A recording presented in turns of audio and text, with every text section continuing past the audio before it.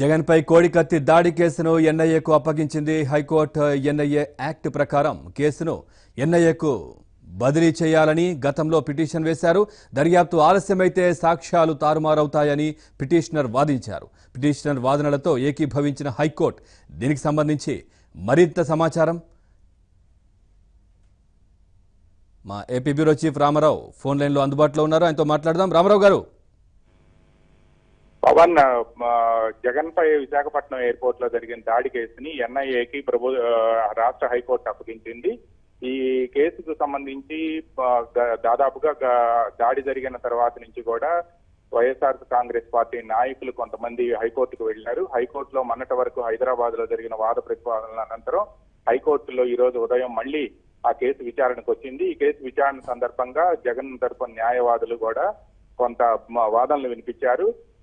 విచారణ ఆలస్యం అయితే, అంటే ఎన్ఐఏకి అప్పగించడం ఆలస్యం అయితే సాక్ష్యాలు ధ్వంసమయ్యే ప్రమాదం ఉందని, దీనివల్ల ఇబ్బందులు ఎదుర్కోవాల్సి వస్తుంది అని కూడా వాళ్ళు వ్యాఖ్యానించారు. దీంతో హైకోర్టు కూడా విశాఖపట్నం ఎయిర్పోర్ట్ లో ఈ దాడి జరగటంతో దీన్ని విచారించే అర్హత ఎన్ఐఏకి ఉంది అని చెప్పి నిర్ధారణకు వచ్చింది.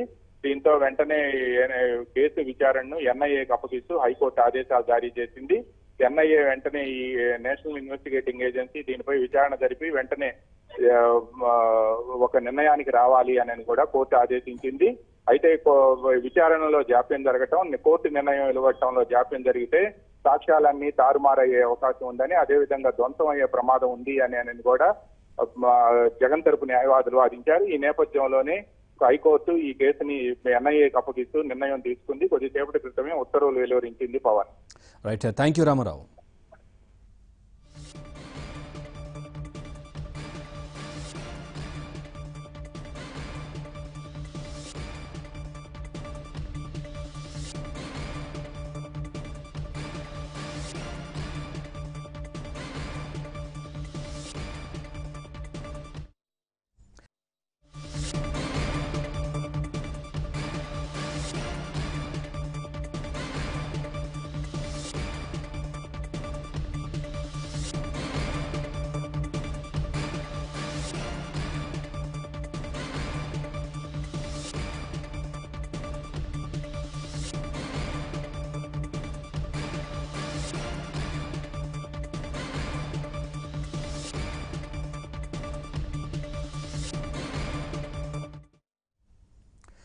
జగన్పై కోడికత్తి దాడి కేసును ఎన్ఐఏకు అప్పగించింది హైకోర్టు. ఎన్ఐఏ యాక్ట్ ప్రకారం కేసును ఎన్ఐఏకు బదిలీ చేయాలని గతంలో పిటిషన్ వేశారు. దర్యాప్తు ఆలస్యమైతే సాక్ష్యాలు తారుమారవుతాయని పిటిషనర్ వాదించారు. పిటిషనర్ వాదనలతో ఏకీభవించిన హైకోర్టు ఇక దీనికి సంబంధించి మరింత సమాచారాన్ని మా ఏపీ బ్యూరో చీఫ్ రామారావు అడిగి తెలుసుకుందాం. రామారావు, చెప్పండి, ఈ కేసును ఎన్ఐఏకు అప్పగింతపై అప్డేట్స్ ఏంటి? పవన్, జగన్ పై విశాఖపట్నం ఎయిర్పోర్ట్ లో జరిగిన దాడి కేసు విచారణలో ఈ రోజు హైకోర్టు కీలక నిర్ణయం తీసుకుంది. ఈ కేసు విచారణను ఎన్ఐఏకి అప్పగిస్తూ కూడా కొద్దిసేపటి క్రితం రాష్ట్ర హైకోర్టు ఉత్తర్వులు జారీ చేసింది. ఈ ఉత్తర్వుల నేపథ్యంలోనే ఆయన తరపున జగన్ తరపున వాదించే న్యాయవాది సుధాకర్ రెడ్డి గారు ఉన్నారు. సుధాకర్ రెడ్డి గారితో మాట్లాడే ప్రయత్నం చేద్దాము.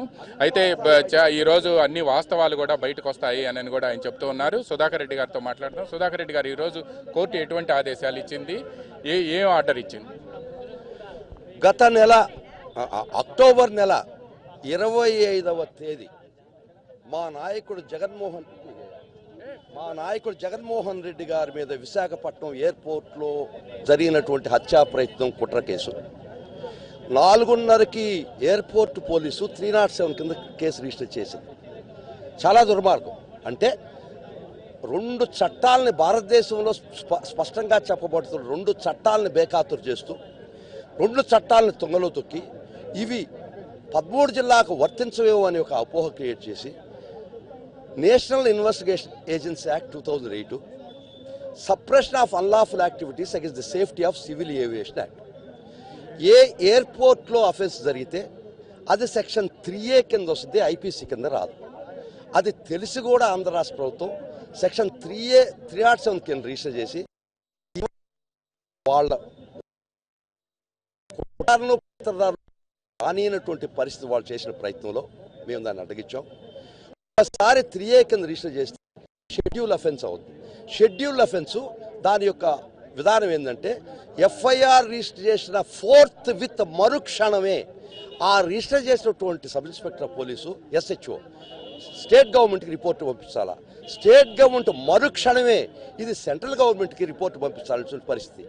ఈ విధమైనటువంటి చట్టం నిర్దేశించబడినటువంటి కార్యక్రమం ఏ మాత్రం రాష్ట్ర ప్రభుత్వం లెక్క చేయనటువంటి పరిస్థితిలో మేము ఈ విషయాలు కోర్టు దృష్టికి తీసుకొచ్చాం. కోర్టు వారు దఫాలుగా విచారించి దీనిలో చట్టం చాలా స్పష్టంగా చెప్తున్నా ఎందుకు మీరు చట్టాన్ని ఫాలో కావటం లేదన్నటువంటి వేదన కోర్టు వారు దఫాలుగా వ్యక్తపరచడం జరిగింది.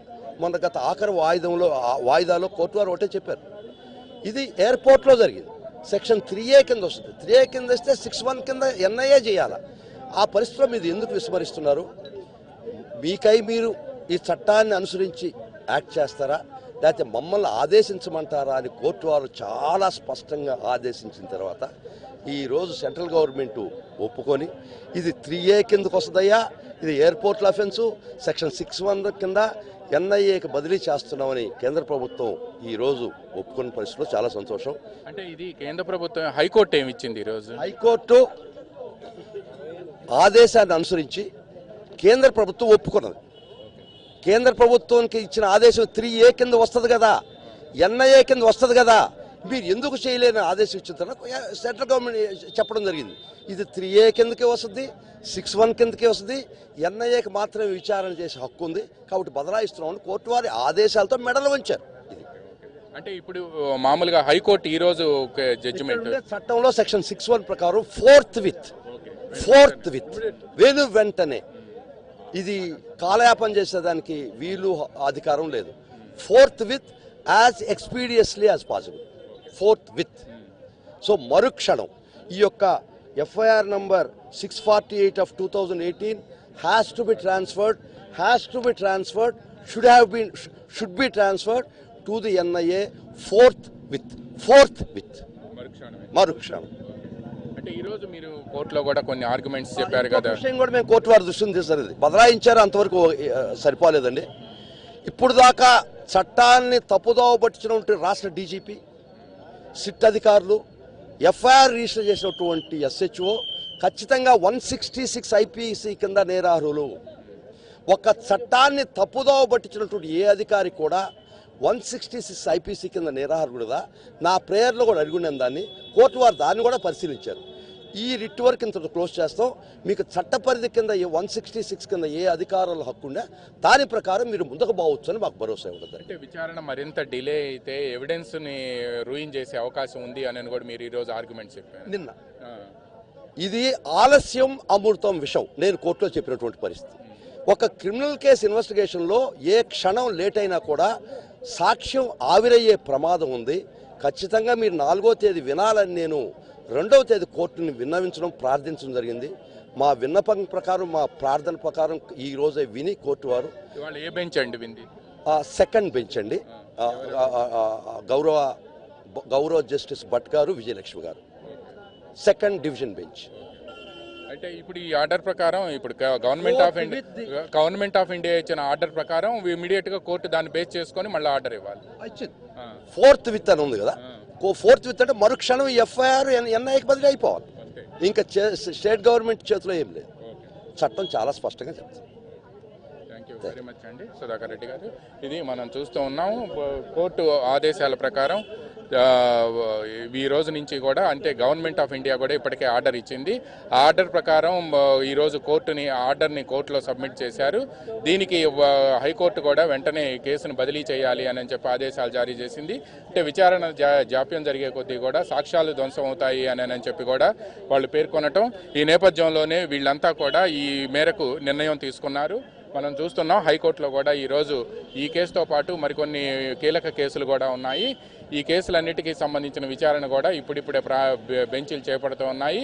రేపటి నుంచి కూడా హైకోర్టుకు సెలవులు ఉండటం 2 రోజుల క్రితమే అంటే ఈ నెల 2వ తారీఖునే హైకోర్టులో దీనికి సంబంధించి ముఖ్యంగా విచారణ వెంటనే చేపట్టాలని, ఒకవేళ జాప్యం అయితే సాక్ష్యాధారాలను ధ్వంసం చేసే అవకాశం ఉంది అని కూడా హైకోర్టుకి వైఎస్ఆర్ కాంగ్రెస్ పార్టీ అధినేత జగన్ తరపు న్యాయవాది పొన్నవోలు సుధాకర్ రెడ్డి విజ్ఞప్తి చేశారు. దీంతో సుధాకర్ రెడ్డి విజ్ఞప్తి మేరకు ఈరోజు కోర్టు కేంద్రం కూడా అంటే ఒక ఆర్డర్ జారీ చేసింది. ఆ ఆర్డర్లో ముఖ్యంగా 2 అంశాలను పేర్కొంది.